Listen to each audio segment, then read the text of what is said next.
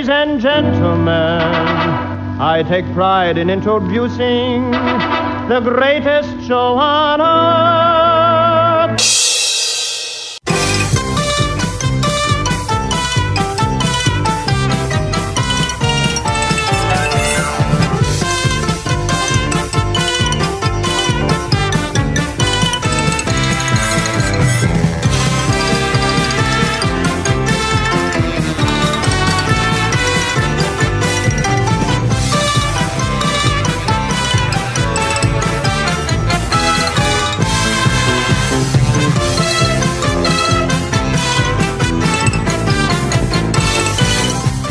Hi, everybody. This is Scott Gordon. Welcome to Uncle Floyd podcast number 39.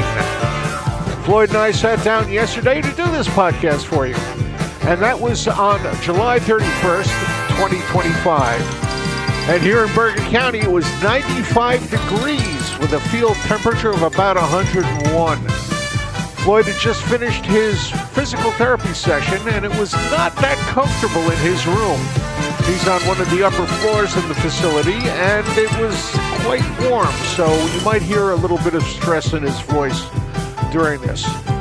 We kept it very short because he was not that comfortable after doing the physical therapy, and he wanted to relax for a while. So he didn't want to disappoint you, so he insisted we do this, and here it is, Uncle Floyd podcast number 39.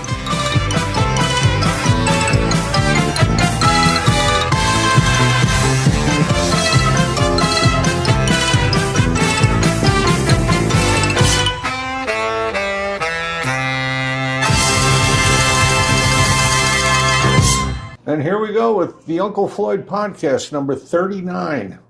We've done 39 of these so far, Floyd. What do you think about that? I think that's great, considering a lot of people thought we wouldn't last this long. And we got questions from people. They're still interested in asking us stuff. Let's fire away.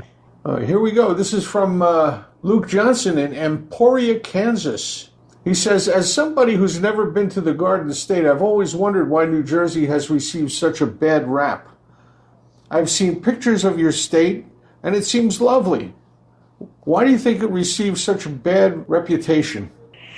You answer that, Scott.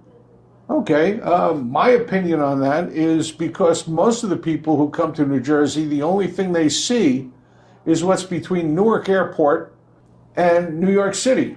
Either the Holland or Lincoln tunnels. And that's all industrial and extremely urban areas. They haven't seen any of the beautiful things like High Point, Warren County, down the shore, the Pinelands, and the western part of the state. I live in Bergen County in a very beautiful town, and I don't think there's any reason for the reputation.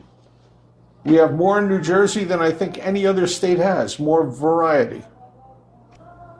Now here's from Susie Tannenbaum. She says, if you're feeling up to it, could you sing a few bars of The Music Goes Round and Round? I push the first valve down, and the music goes round and round, oh, and it comes out here. I push the second valve down, and the music goes round and round, oh, and it comes out here. I push the third note down, the music goes round and round, below, below, below. Diddly, oh, ho, ho, listen to the jazz come out. I push the next valve down, and the music goes round and round, oh, ho, ho, ho, and it comes out here. That's a great song. A lot of people have done that song, and I find it probably one of the most spirited, upbeat songs that you can do as a performer. This is from an old friend of ours, Floyd, Bob Gallison.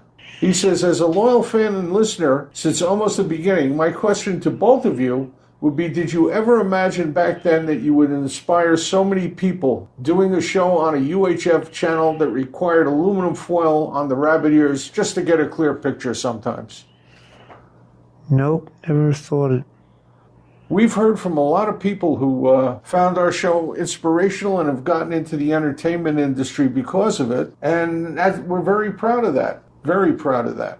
Here's a question from Joe Montoto. I wonder if Scott or Floyd have any comments to make about the prog rock keyboard legends Rick Wakeman or the late Keith Emerson. Keith had an instrumental song on ELP Works called Barrel House Shakedown. He also performs another called Honky Tonk Train Blues, which are in the style of your honky tonk piano playing. Have you ever heard either of those two, Floyd? No, but I have. And I can say they're similar, but musically they are quite different. They're more in the style of, I can't find the word right now. honky tonk.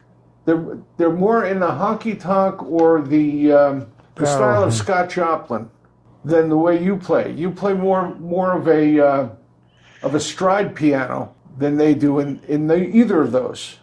And I think if you listen to them side by side, you can pick up the difference in the sound and the feel. Here's a question from Sharon Zarrow, who's in Phoenix. When did the last Uncle Floyd show air? She doesn't remember because she moved in 1993. So the last shows that you did were Uncle Floyd, New Jersey, where you walked around towns and spoke to people and went into stores. When did the last one of those air? 2003. She said she doesn't remember Weenie or Mike Townsend Wright or David Byrd. All right, that would say to me that she watched during syndication and the beginning of New Jersey Network, because Dave Byrd was with us except for that time. Mike Wright came with us after New Jersey Network aired, and Weenie was on New Jersey Network. You are the encyclopedia. I'm trying to understand what segment of the show she was, probably during the syndication era. That would be the time when there was no Weenie, no Bird, no Mike Wright. And a question from Marie Francis. Can you sing a little from that song that has the line, "Someday you'll want me to want you"? I know that someday you'll want me to want you. When I'm in love with somebody else, you expect me to be true and keep on loving you. No matter what I've been through, you think I can't forget you. That was a great tune. Who originally did that tune, Floyd? It's lost to my memory. Is there anything you would like to say to the people in closing there, Uncle Floyd? Not really. We said a lot today, other than I can't get over the loyalty these fans have.